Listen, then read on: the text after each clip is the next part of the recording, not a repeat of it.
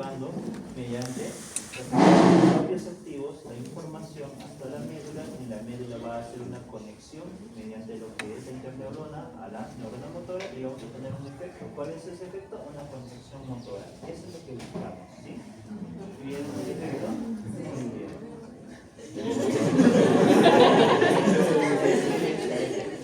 A ver, otra vez.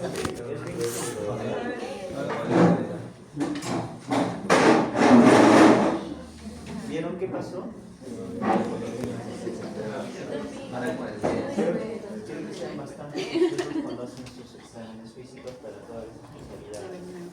Si vieron lo que pasó con el doctor, la primera respuesta fue esta, la segunda respuesta fue esta, la tercera fue esta. ¿Qué quiere decir? Que los reflejos son agotables, ¿sí? Así que eso es muy importante y es una propiedad de la neurona. Por una hiperexcitación, pues sigues estimulando y sigues estimulando y sigues estimulando, estás disminuyendo el periodo refractario de recuperación y por ende el paciente está llegando a tener cosa, una disminución en lo que es la activación, ¿no? O sea, un periodo refractario. No sea relativo absoluto, en el caso del relativo, porque todavía sigue estimulando. Muy bien. Eso fue con el bicipital. ¿Ok? ¿Qué nivel estamos evaluando con el bicipital? Muy bien. C5, C6. Ambos. C5, C6. Muy bien. Ahora vamos a ver lo que es el tríceps. Muy bien, permítanme ver. Entonces, ¿cuál es la función del tríceps? Estira el brazo hacia atrás. Eso es la función del tríceps. Muy bien, extensión del brazo hacia atrás. ¿Sí? Okay. Cuando les dicen a las chicas, trabajen el tríceps para los gorditos, ¿qué hacen? Eso, ¿verdad? Ok, entonces vamos a ver dónde se ubica el tendón y para eso les sirvió bastante y les va a servir bastante anatomía. ¿Dónde se ubica el tendón o dónde se ancla el tendón del tríceps? Pues en el olecrano. ¿Bien? Entonces lo que tenemos que hacer fácilmente palpamos el olecrano, que es la concavidad más expresa a nivel del codo, y tocamos lo que es el tendón y vendría a ser eso. Y lo que pedimos, por lo que hacemos es simplemente una. ¿Bien? Ok, entonces, de acuerdo a la respuesta de los reflejos, nosotros podemos catalogar estas como muy avivadas, como hiperreflexia, normales, bajas, como hiporreflexia, o arreflexia si es que no tiene una respuesta el paciente. De acuerdo a eso, se le otorga el valor clínico de acuerdo a lo que estemos pensando. Bien, ahora vamos a hacerlo con el rotuliano. ¿Qué vamos a estar evaluando con el rotuliano? El E3, el E4. Muy bien. En el caso de la rótula, lo que hacemos es esto, ¿sí? Vamos a hacer que la pierna descanse sobre el brazo. Muchas veces decimos a un paciente que cruce la pierna. No es correcto porque estamos haciendo uso de músculos aductores y también de lo que viene a ser el cuádriceps. Y el cuádriceps es el músculo que vamos a evaluar, así que no es correcta esa forma de evaluar ese reflejo, ¿sí? Hacemos de esta manera, en esta posición, el músculo está en reposo. Simplemente vamos a hacer la percusión, palpamos lo que es la rótula, muy fácil de identificar. Por encima tenemos el ligamento suprarrotuliano, por debajo el ligamento infrarrotuliano que se va a insertar en la tuberosidad tibial anterior superior y vamos a percutir. Muy fácil, sencillo de sacar un reflejo si es que lo sabes hacer.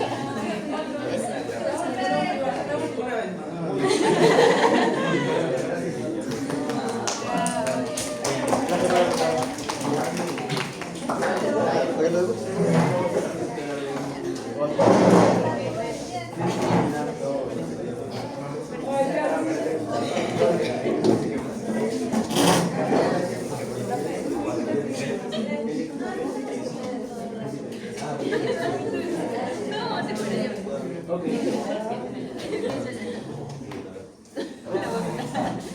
Entonces, hablemos un poquito más de esta parte. Cuando hablamos de los reflejos, por ejemplo, habíamos indicado que el reflejo bicipital es raíz C5. No se ciñan solamente a que C5, sino normalmente el bicipital no es un músculo que tenga solamente raíces de C5, por ende no podríamos concluir que solo estamos evaluando C5. Normalmente son 2 o 3 raíces las que inervan a un músculo, así que son muy pocos los músculos que tienen inervación solamente de una raíz. Bíceps, por ejemplo, tiene raíz tanto de C5 como de C6, así que cuando tenemos una alteración estaríamos indicando que podría ser C5 o C6 la alteración. En el caso de lo que viene a ser el tríceps es C6, C7. Con respecto al reflejo radial es C7, C8. ¿Ok?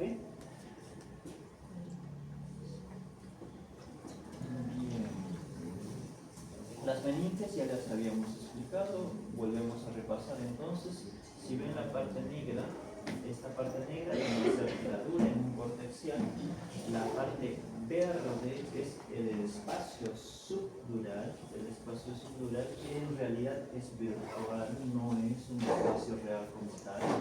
Tenemos a lo que es la aracnoides de azul y la parte celeste vendría a ser el líquido cefalorraquídeo que baña lo que viene a ser la médula. El espacio subaracnoideo vendría a ser este espacio, ¿sí?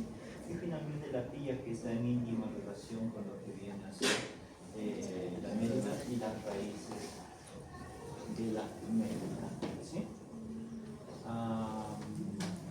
Ok, con respecto a la dura madre de la médula, pues esta está firmemente adosada a lo que es el agujero magno, pero no tiene otro punto de entrada. Y cuando hablamos también de lo que es la punción lumbar, estaríamos llevando hacia lo que es el espacio subaracnoideo.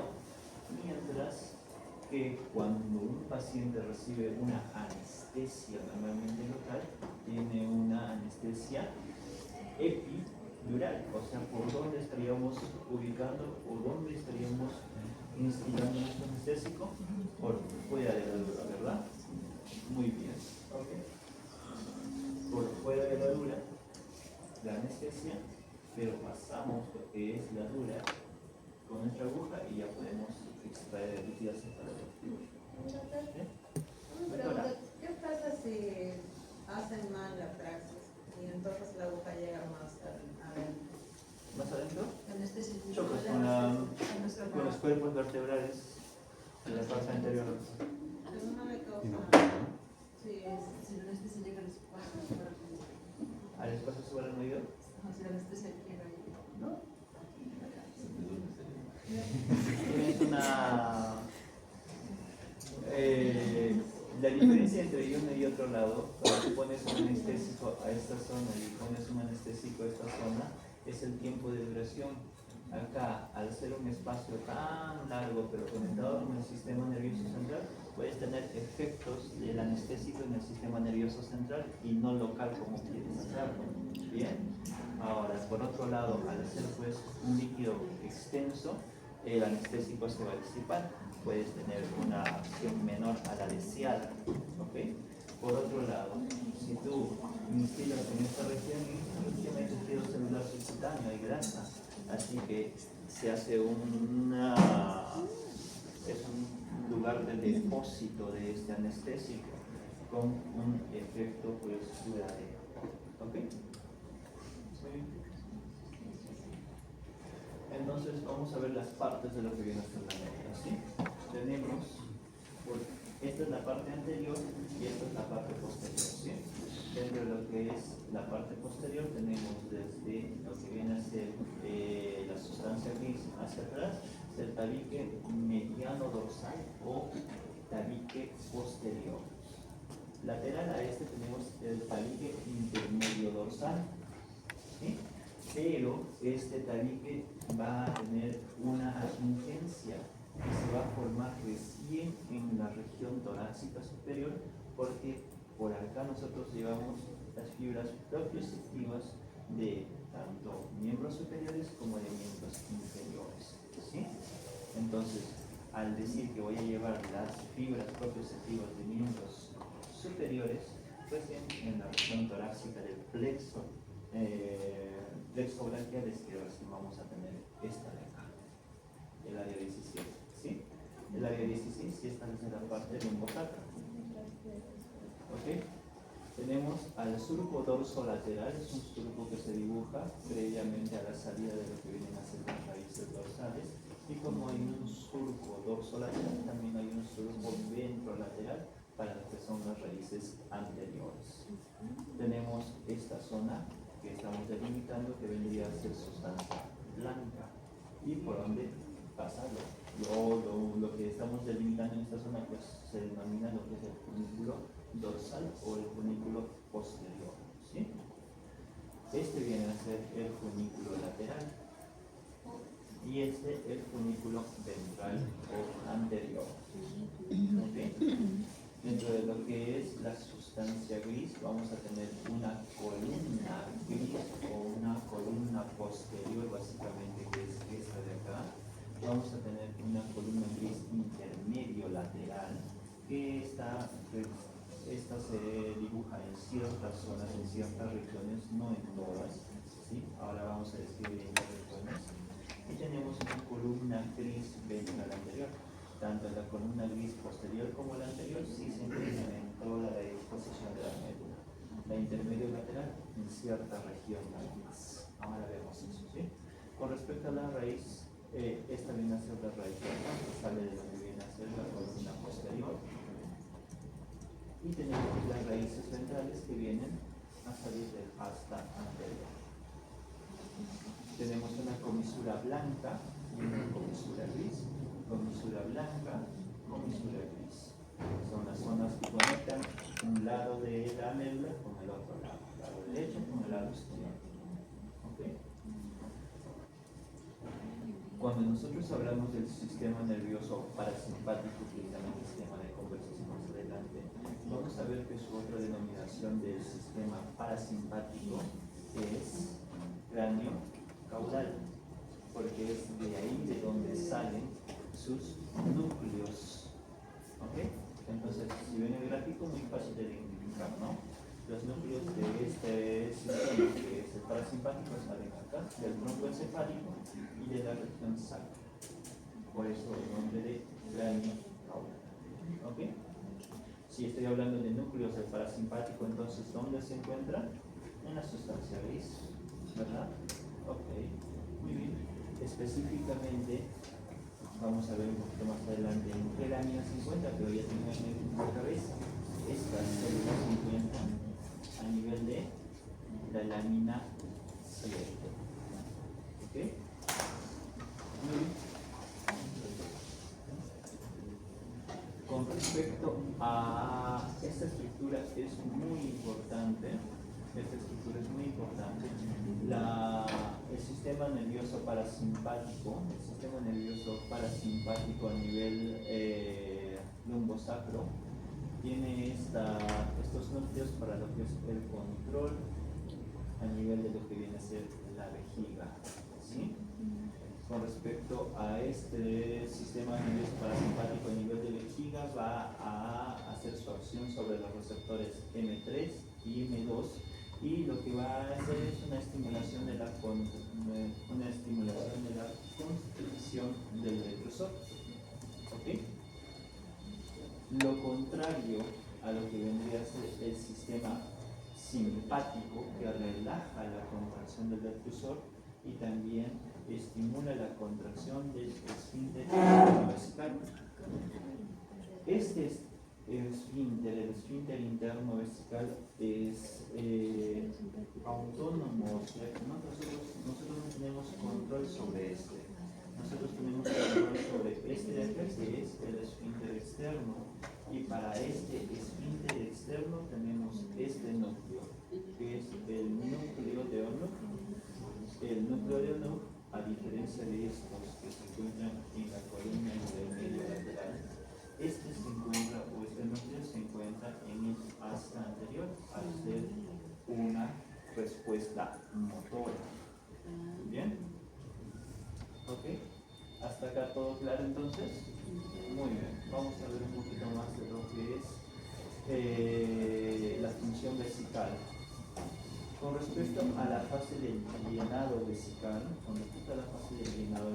pues en este caso hará acción el simpático con la relajación del músculo depresor, o sea, va a primar el efecto de los receptores beta 3. ¿Sí?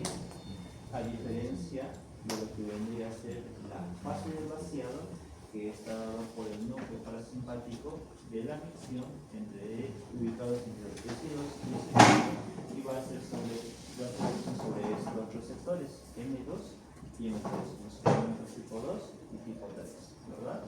Muy bien. Entonces, cuando nosotros queremos o en las situaciones en las que estamos estresados, situaciones en las que tenemos miedo y en las que tenemos que correr, ¿qué sistema se está activando ahí? El simpático, ¿verdad? Y cuando corren ustedes, chicos, ¿están imaginando?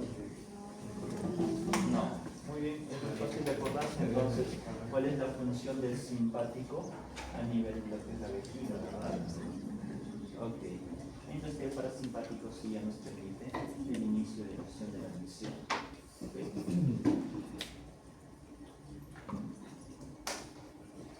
Ahora, hay centros de control, aparte de los que están a nivel de la columna lumbosacra. Tenemos centros de control a nivel frontal, y es por eso, prefrontal precisamente, y es por eso que los pacientes que sufren de cuadros demenciales y o en las circunstancias de hidrocefalia pueden condicionar a hemiplegia, o sea, a micción por la noche de estos pacientes o pérdida del control esfinteriano gracias a estos centros de control del sistema de la vejiga. Bien, pero el control que ejerce la corteza prefrontal sobre lo que es el sistema de la vejiga básicamente es solamente la fase del llenado, y es por eso que estos pacientes cursan con urgencias, frecuencias o incontinencias urinarias, diferente a las lesiones medulares. En el caso de las lesiones medulares sí hay un problema tanto con el llenado como con el vaciado. ¿Sí? Así que en estos casos los pacientes cursan en su mayoría con globos vesicales, porque incluso no sienten la sensación de miccionar. ¿Sí?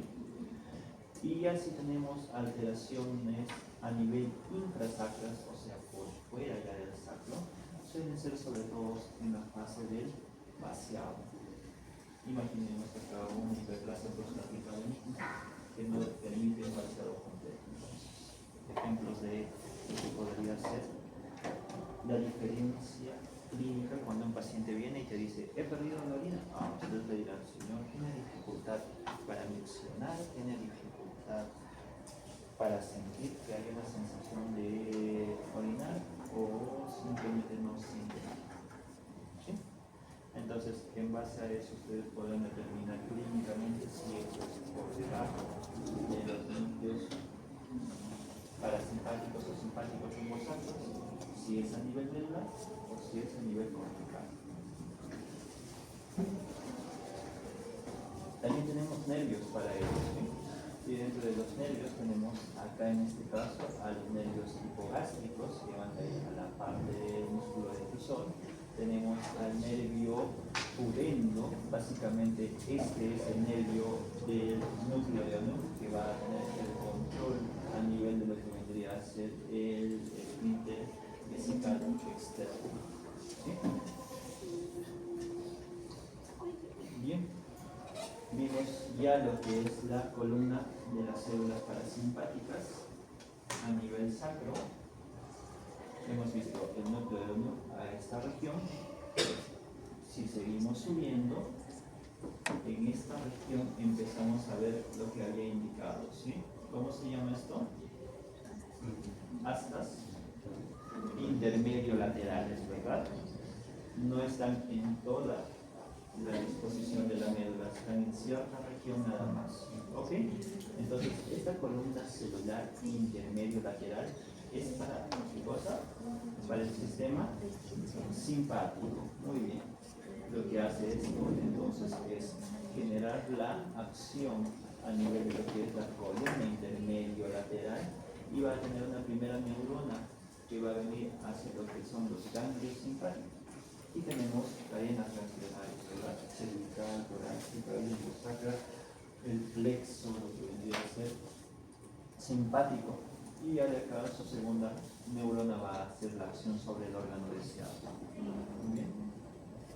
¿Desde dónde a dónde se delimita esta columna intermedia lateral? Desde T1 hasta L2, L3.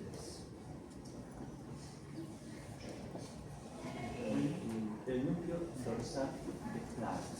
Con respecto al núcleo dorsal de Clark, o también columna de Clark, o núcleo táxico, o núcleo de Stevens, otras denominaciones, esta se encuentra en la lámina 7 y va ubicada desde C8 hasta L2. ¿Qué tiene esta columna en especial? Pues gracias a esta columna nosotros podemos llevar la información propioceptiva inconsciente de lo que vendría a ser nuestro cuerpo. Lo que hicimos con el doctor que fue una contracción, una percusión sobre un músculo, ¿verdad? Y esa percusión llevó una información hacia la médula y se quedó en la médula porque es un reflejo. Pero en el momento en el que yo me dirijo, camino por esta estructura que es completamente lisa, o si en caso yo voy a subir a una estructura y a bajar, entonces necesito tener una concepción de qué tan alto es, qué estructura es, si es o no es estable. Para ello pues necesito saber la capacidad que mi cuerpo tiene sobre esta. Eso es la propiocepción inconsciente, ¿sí? Entonces, con respecto a esto, cuando nosotros tenemos un estímulo a nivel de los músculos, van a ser captados por el uso muscular y los órganos tendinosos de Golgi. Estas van a pasar como sensaciones por la parte pues, de la raíz dorsal, la raíz sensitiva, y van a hacer conexión en este lugar, en los núcleos dorsales de carne. ¿Sí? Hasta ahí sería nuestra primera neurona. Y desde los núcleos dorsales de Clark, estas van a disponerse hacia dónde? Hacia el cerebelo. ¿Mediante qué tracto? El espino cerebeloso dorsal. Fácilmente debe recordarse, ¿no? Va por la espina hacia el cerebelo dorsal. Muy bien. Tanto el dorsal como el anterior tienen la misma función. La diferencia entre uno y otro, el dorsal recibe fibras de lo que es el tronco y miembros inferiores, mientras que el anterior de los miembros superiores. Muy bien. Llegan a lo que es el pedúnculo cerebeloso inferior a nivel de lo que viene a ser el bulbo raquídeo, y de ahí pues ingresan a lo que vendría a ser el cerebelo. ¿Okay? Recibe entonces la información propioceptiva, va a discurrir por esta estructura que se llama el fascículo espino cerebeloso dorsal, tracto espino cerebeloso dorsal, que es lo mismo, es un tracto ascendente o descendente. Ascendente, ¿verdad? ¿Por qué? Porque es sensitivo, ¿verdad? Muy bien, entonces estamos hablando que casi todos los sensitivos son tractos ascendentes, mientras que los motores son tractos descendentes. Muy bien, ok.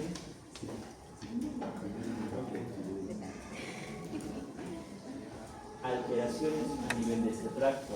Si nosotros tenemos lesiones a nivel de este tracto o a nivel de los núcleos, a nivel de lo que vendría a ser el cerebro, que vamos a tener ataxia, dificultad para coordinar los movimientos y problemas con el equilibrio.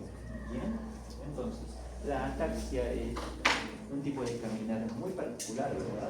Lo que hacemos con lo que vemos en los pacientes es lo siguiente: el paciente empieza a caminar, pero lo que hace es lo que normalmente uno camina braceando atrás para adelante, y el pie pues va en forma recta, talón punta, talón punta, talón punta, ¿sí? El paciente empieza a hacer esto. Amplía base de sustentación porque tiene miedo de caerse, ¿sí? Pasos cortos, disminuye el braceo, puede levantar la mano y camina de esta manera. Marcha atáxica, ¿sí? Okay. Ahora, problemas de equilibrio. A esa marcha se le puede añadir una pulsión. ¿Qué es la pulsión? Cuando estoy caminando, doctor, yo me voy hacia el lado izquierdo. Lo vuelvo a poner en posición recta y le digo, sigo caminando recto. Y lo vuelvo a poner y se vuelve a ir hacia el lado izquierdo. Esa es una pulsión. Normalmente es sinónimo de un daño ipsilateral a la lesión. O sea, que muy probablemente el paciente tenga una lesión, o ya sea en el tracto espinocerebeloso ipsilateral, lado izquierdo, o cerebeloso izquierdo. Ya estamos dando una localización y una lateralización con la semiología gracias a que conocemos esto. ¿Bien? Y dificultad para coordinar los movimientos. Nosotros hacemos movimientos alternados muchas veces y es gracias a esto también, ¿sí? Cuando nosotros hacemos movimientos alternados, pues lo hacemos gracias a esta estructura, pero hay un problema, eso se llama diadococinesia. Ahora, ¿qué es la disdiadococinesia? Es cuando uno no tiene esta capacidad de movimientos alternantes. Esto es un movimiento alternante, ¿ok? Y cuando el paciente hace esto, eso es una disdiadococinesia. Brazo que no realiza el movimiento alternante, el brazo que sí realiza el movimiento alternante. Lesión ipsilateral. Muy bien. Nos permite también lo que es el control del motor fino y la coordinación de movimientos, como habíamos indicado. Vamos a hablar ahora de lo que es la sustancia gris, ¿sí? Hasta antes del 52 y después del 52 hay un tema muy importante. Antes del 52 teníamos los conceptos de asta dorsal, que es básicamente para la porción sensorial, un asta intermedio lateral, que contiene neuronas preganglionares simpáticas, y un asta ventral, neuronas motoras multipolares. Hasta acá el concepto era claro, ¿verdad? Muy bien, pero a partir de y tenemos la zona intermedia que está dada por los núcleos dorsales de Clark. Pero después del 52 se generó eso. Rex y su dichosa laminación. Para complicar las cosas. Entonces, gracias a esta laminación se determinaron con mayor precisión qué estructuras y qué zonas se encargan de ciertas cosas. Y no es tan complejo, vamos a verlas acá. ¿Bien? Si se dan cuenta, desde la lámina 1 hasta la lámina 4, desde la lámina 1 hasta la lámina 4 se encuentran en la punta del cuerno posterior o en la parte más exterior del asta dorsal, ¿verdad? Muy bien. ¿Para qué sirve? Exterocepción. Ok. Cuando nosotros tenemos la sensibilidad, la podemos catalogar en sensibilidad superficial y profunda, ¿verdad? O exteroceptiva y propioceptiva. Muy bien. ¿Sí? ¿La captamos? Muy bien. ¿Alguien? Ejemplo. Venga, por favor. No, otro.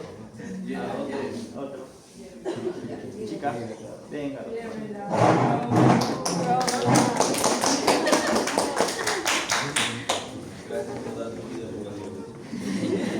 Mi amada.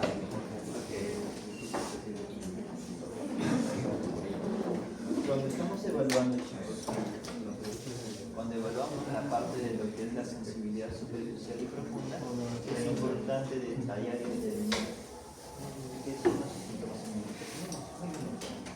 Entonces, la parte profunda la podemos evaluar con este aparato. ¿Alguien sabe qué es o cómo se llama? Diapasón. Muy bien, doctor. ¿Y tiene como función? Entonces lo que necesitamos es que vibre para generar una sensación de vibración. Vamos a ponerlo la mano, ¿correcto? Muy bien. Y lo que hacemos siempre con una evaluación sensitiva es tratar de no sesgar a nuestros pacientes. O sea, muchas veces los pacientes pueden tener un componente psicológico, como todos, cuando está pues, pasando un problema. Entonces tenemos que decir, cierre los ojos. Muy bien, estire los dos brazos y lo que hacemos es lo siguiente. Esto, al ser un objeto que va a transmitir vibración, se tiene que poner en superficies óseas o superficies duras con la intención de que la vibración se transmita de mejor manera. Si la pongo en superficies blandas, va a disiparse la vibración. Entonces, lo que yo voy a hacer es, en este caso, siente eso, doctora. Muy bien. ¿Siente eso, doctora? Muy bien. ¿Se siente igual o diferente? Este se sintió un poquito más. ¿Este de acá más? No, este. Este de acá. Muy bien. ¿Tiene mucho que ver con la intensidad con la que golpeo? Sí. Lo hice de esa manera para que este lado se sienta más que el otro lado. ¿Ok? Así que es muy importante también en el momento de la evaluación hacerlo con la misma intensidad. Ahora, lo que se hace también es comparativo. Comparamos este, ¿siente eso? Muy bien. Ahora doblamos un poco. Eso, ¿siente? Muy bien. ¿Dónde se sintió más fuerte? ¿Acá o acá? Creo que acá. Acá, muy bien. Lo normal es que nosotros tengamos mejor percepción tanto de dolor como de la sensación profunda, en este caso la vibración, distal antes que proximal, porque así pues está compuesto en nuestras fibras nerviosas sensitivas. ¿Sí? Eso es lo que se pierde con un paciente diabético. La sensación en guantes y calcetín que tienen los pacientes diabéticos por pérdida tanto de fibras sensitivas, tanto superficiales como profundas, dependiendo de fibras largas, o sea que ellos tienen una hipoestesia y una hipopalestesia, que vendría a ser esto, predominantemente distal antes que proximal. Polineuropatías, diagnóstico clínico. Muy bien, ahora doctora. Cierren los ojitos, estire los brazos. Muy bien. ¿Qué estoy evaluando? ¿Se sintió, doctora? ¿Igual o diferente? Creo que igual. Igual. Perfecto. Muy bien. Entonces, ¿qué estoy evaluando? Cuando dijo que genera dolor, ¿verdad? No. Presión es esto. ¿Sí? Punta genera dolor. ¿No? Muy bien, entonces si yo estoy generando dolor en la doctora, ¿qué estoy evaluando? ¿Vía? Muy bien, vía espino, talámica, lateral. Muy bien, vía espino, talámica, lateral, ¿qué es? Termoalgésica, dolor y temperatura. Superficial, exteroceptiva, propioceptiva, vibración. Entonces estamos indicando que la porción más externa de lo que es el asta dorsal, del 1 al 4, es para la propio o para la termoalgésica, mientras que las más profundas, las más basales, que es la 4 y, bueno, las 5 y la 6, las 5 y las 6 son para la propiocepción, ¿verdad? Entonces, desde el 1 hasta el 6, ¿qué es? Sensación. ¿Ok? Muy bien. Ahora vamos a conocer los nombres. ¿Cómo se llama la 1? Núcleo osteorenal. La 2, la sustancia gelatinosa. La 3 y la 4, núcleo propio. La 5, cuello del asta posterior. Y la 6, base del asta posterior. ¿Ok? No está tan complejo, ¿verdad? Ok. Muy bien. Ahora vamos con la zona intermedia, que es la 7. Normalmente es un relevo de lo que es el mesencéfalo y el cerebelo. Ya habíamos indicado eso. Y lo que es la 8 viene a ser el núcleo o núcleos comisurales, que vienen a ser la modulación de lo que es la parte motora. Acá tenemos a las interneuronas. A ver si...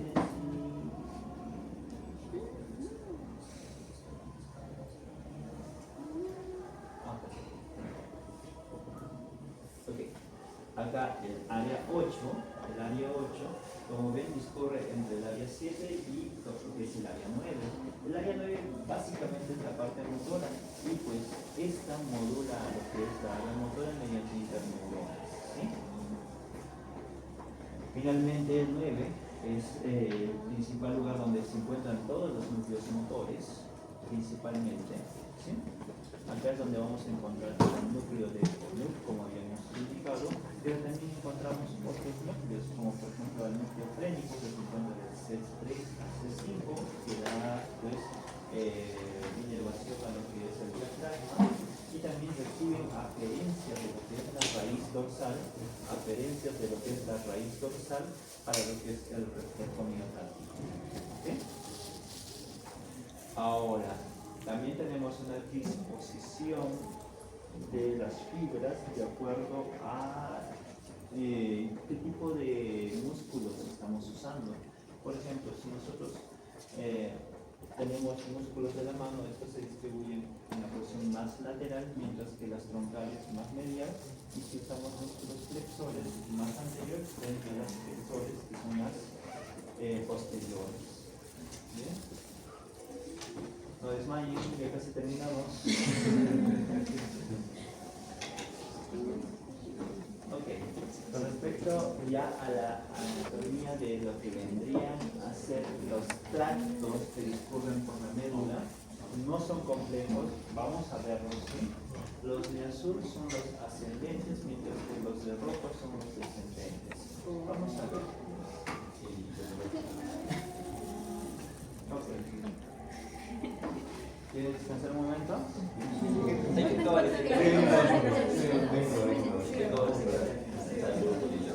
Muy bien, entonces para ya completar esta parte, tenemos al unículo posterior como primer elemento de estudio. ¿Sí? El unículo posterior que está, o por cuáles están compuestos, por los fascículos grácil y cuneiforme, ¿verdad? Grácil y cuneiforme. Muy bien. Esta, ¿cómo lleva qué cosa? La porción sensitiva propioceptiva. Entonces, si es propioceptiva, va a llevar la sensación de la vibración, la sensación de la posición, la discriminación de los puntos, el tacto y el reconocimiento de las formas. Es muy interesante cuando evaluamos esto, ¿sí? Ejemplo, uno más para que no se duerman. ¿Quién es el voluntario?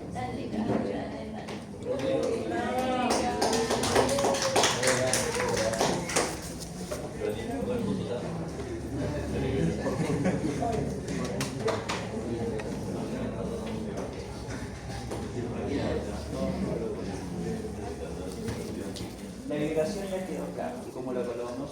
¿Sí? Ahora yo tengo una pregunta. ¿Por qué la vibración es propioceptiva? ¿Por qué es propioceptiva? Porque tenemos, ¿cómo se llama? Receptores a nivel dérmicos para esto, para la sensación de vibración. ¿Por qué no es Por las 10 podemos discutir también, ¿no? O sea, las únicas que son superficiales son las termorquias.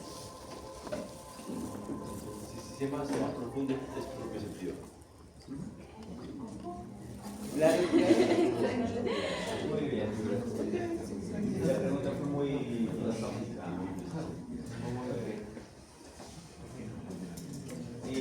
La sensación de posición, entonces es lo que vamos a hacer, ¿sí? Muy bien, doctor, sigue el corazón, por favor. Perfecto. Cierra los ojos. Muy bien. Primer dedo, segundo dedo, tercer dedo, cuarto dedo, quinto dedo. ¿Bien? Ok. Tercer dedo. ¿Hacia arriba o hacia abajo? Muy bien. Ahora. Perfecto. Entonces, eso es lo que hacemos cuando evaluamos la sensación de posición. Muy bien. Ahora la discriminación de dos puntos. Vamos a hacerlo, ¿sí? Si fuera tan amable, no sé, hasta acá se podría remover el pantalón, por favor. Ajá, pero subo hasta acá. Muy bien, hasta ahí nada más, doctora. Para que no se gane más. Y vamos a ir. Estiramos la mano.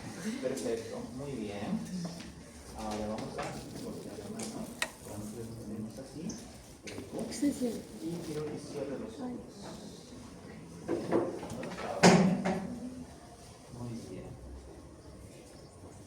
Siente un objeto o dos objetos. Perfecto. Siente uno o dos objetos. Dos. Perfecto. No abre los ojos y estira la pierna, por favor. Bájala un poquito. Ahí. Muy bien. Siente uno o dos objetos. Uno. Siente uno o dos objetos. Dos. Dos. Muy bien. Ahora siente uno o dos objetos. Uno. Ahora. Dos. Muy bien. Ahora.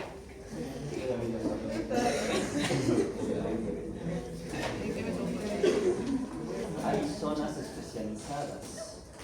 Cuando nosotros hacemos la discriminación entre dos puntos, esta es la zona más especializada para eso. Y podemos discriminar dos puntos de hasta una diferencia entre una y otra de menos de 5 centímetros. Mientras que esta zona es la menos especializada y normalmente podemos discriminar bien hasta 10 centímetros y por debajo de ella no tanto. Entonces, esa es la diferencia en donde examinamos la discriminación de dos puntos. Importante cuando nosotros lo hacemos en pacientes que tienen alguna neuropatía periférica. Bien. Ahora, cierre los ojos, por favor. Muy bien. Solamente los ojos. Ok, doctor, estire el brazo, por favor. Palma hacia arriba. No, una de ellas. Dígame qué es lo que estoy poniendo en su brazo. Eso lo puse. Perfecto. Muy bien. Doctora, dígame qué estoy poniendo en su mano. Una moneda. ¿Podrías aventurarte a decir que cuánto es la moneda? ¿Crees? No estoy segura. Vamos a ver. Ahora, doctora, dígame por favor. ¿Qué es? Es la tapita de una hoja. Una tapita de una luz. Perfecto, doctora. ¿Y qué es esto?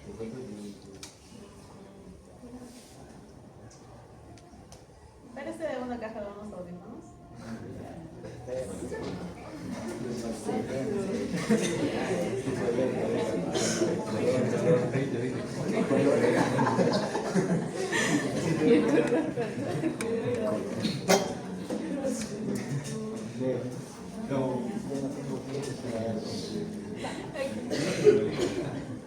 Muy bien, está muy bien, chicos. Entonces, eso es el reconocimiento de formas. E incluso la doctora, mediante el peso de la moneda y el tamaño de la moneda, pudo aventurarse y decir casi perfectamente, lo dijo bien, que era una moneda de un sol, diferencia de 20 o de 10 céntimos, ¿verdad? Porque es lo que nosotros hacemos. Ahora, tanto la parte del reconocimiento de las formas, del reconocimiento de formas como la discriminación de dos puntos, no solamente se limita a una información netamente sensitiva, sino que nosotros tenemos que asociarlo acá a nivel cortical, ¿no? ¿Por qué? Porque nosotros necesitamos previamente tener un conocimiento de que esto es un lapicero. Si a una persona adulta mayor tú le das un celular que nunca ha visto esta, lo más probable es que diga que es cualquier cosa, una caja, algo, hasta un espejo, pero no va a decir que esto sea pues un celular porque nunca lo ha conocido. A alguien que nunca ha estado en medicina y tú le das esto, ¿qué te va a decir? Es un fierro, ¿verdad? Entonces, es importante que también la evaluación sea cosa muy individualizada. intención de que pues todos puedan ver esta voz. Bien,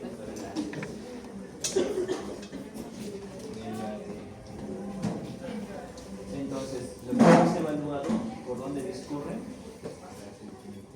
Por el cuneiforme, por el grácil, ¿verdad? Cuneiforme, torácico y cervical, y el grácil, sacro y lumbar. O sea, miembros inferiores van a discurrir por el grácil, miembros superiores por el cuneiforme. Muy bien, ¿ok? O también se les denomina esto, fascículos de Golgi y de Burdach. Mientras que la parte cervical inicia a partir del T6. Esta parte ya la hemos explicado, igual vamos a volver a repetirla, así que no hay problema con esto. Pasamos. Ok. La propiocepción inconsciente, lo que hemos visto previamente, el gráfico que llevaba hacia el cerebelo, ¿cómo es? Propiocepción inconsciente, ¿verdad? ¿Por cuál tracto discurre? Espino cerebeloso, ¿verdad? Dorsal. El dorsal para la parte de miembros inferiores, el ventral para la parte de miembros superiores. Inferiores, tronco, y miembros inferiores y miembros superiores. Bien, el tracto espinotalámico lateral y el espino reticular que llevan información termoalgésica. Muy bien, el tracto espino-olivar va a llevar información hasta lo que viene a ser el mesencéfalo y también parte de lo que es la protuberancia. Tiene o está asociado con lo que es el movimiento y la posición del cuerpo. También en parte ayuda a lo que es la propiocepción. ¿Sí? El tracto espino-rectal, esta básicamente nos va a asociar a lo que vendría a ser los movimientos oculares y ayuda a lo que es este reflejo, el reflejo de evitación. Si pues nosotros tenemos una pelota que nos está llegando a la cara, lo que hacemos es esto. Lo primero que hacemos es esto, mover la cabeza hacia un lado. Es un acto reflejo, no es pensado. Entonces, es este tracto el que nos ayuda a hacer eso. ¿Bien? Y con respecto al tracto espinotalámico ventral, es el tacto y la presión gruesa. Vamos ahora con la parte de las fibras descendentes. Con respecto a los tractos rubroespinal, al retículo espinal lateral y al retículo espinal medial, estas están asociadas a lo que es el tono muscular y movimientos involuntarios. ¿Sí? Cuando hablamos del tracto rubroespinal, normalmente esta también va asociada a los movimientos extrapiramidales. Así que tenemos una vía piramidal que va a ejercer la función motora. Tenemos una vía extrapiramidal que va a corregir para que esta función motora sea pues bien estructurada y sea la adecuada. ¿Okay? Si solamente hiciera acción las fibras o la vía piramidal, sería un movimiento torpe brusco. Con respecto al tracto vestíbulo-espinal, mantiene lo que es el equilibrio y la postura, fácil de acordarse porque pues, todo lo que tiene que ver con el oído tiene que ver con el equilibrio. ¿Sí? Y con respecto al tracto pectoespinal, esta se encuentra encargada de lo que es los reflejos de orientación de las respuestas ante estímulos auditivos y visuales. Irrigación, la última parte, está dada por todas estas arterias, principalmente la parte superior que no tiene, casi toda la médula está irrigada por estas arterias, las arterias intercostales, y como vemos pues tenemos 12 arterias intercostales que van discurriendo al lado de cada costilla, ¿sí? Pero para la parte superior necesitamos de otras arterias. ¿Cuáles son? Estas, las arterias subclavias. Y estas arterias subclavias van a dar estas ramas ventrales, tibiales ascendentes, tibiales inferiores, cervical profunda e intercostales superiores, con intención de dar irrigación a la parte superior. A la parte inferior, cuando ya se terminan lo que son pues, las arterias intercostales, y necesitamos arterias o una arteria que va a irrigar a la porción lumbosacra, acá viene esta, la arteria interna en específico la iliolumbar y la sacrolateral. Tenemos una arteria muy importante que siempre preguntan en los exámenes. Toda esta arteria o la porción lumbosacra, toda la porción lumbosacra está irrigada por esta arteria. Esta arteria de Adantieux. Muy bien. Hasta acá, chicos.